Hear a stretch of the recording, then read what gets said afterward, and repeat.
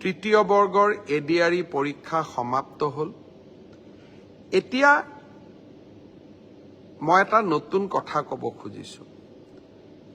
২৭ তাৰিখে সেৱাক আপোনালোকে আবেদন কৰিব পাৰিব মাত্ৰ 50 টকা দি। যে আপোনালোকে যিখন OMR চিট লিখিছিলে সেই OMR চিটৰ এটা ফটোকপি আপোনালোকক লাগে বুলি। অৰ্থাৎ আপোনালোকে লিখি থৈ অহা OMR চিটখন ২৭ তাৰিখৰ পৰা সেৱাৰ কাৰ্যালয়ত আবেদন কৰি সেৱাই তাৰ ধুনীয়া বিজ্ঞাপন দিব কেনেকৈ এডভাৰটাইজ কেনেকৈ আবেদন কৰিব লাগে। আপোনালোকে চেণ্টাৰত জমা দি থৈ অহা OMR চিটটো এইবাৰ আপোনালোকে 50 টকা জমা দি সেৱাৰ পৰা লৈ আহিব পাৰিব।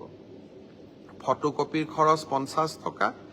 ঘৰত লৈ আহি OMR চিটটো এইবাৰ আপোনালোকে পৰীক্ষা কৰিব পাৰিব যে মই শুদ্ধ উত্তৰ দি আহিলো নে নাই।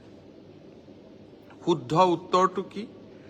28 তাৰিখে আমি এনসাৰ কিটো সেৱাৰ ৱেবছাইটত আমি প্ৰকাশ কৰিম।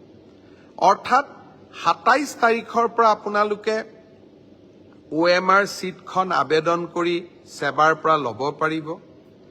28 তাৰিখে সেৱাৰ ৱেবছাইটত এনসাৰ কি প্ৰত্যেকটো প্ৰশ্নৰ উত্তৰ কি হোৱা উচিত তাকো আপোনালোকে চাব পাৰিব।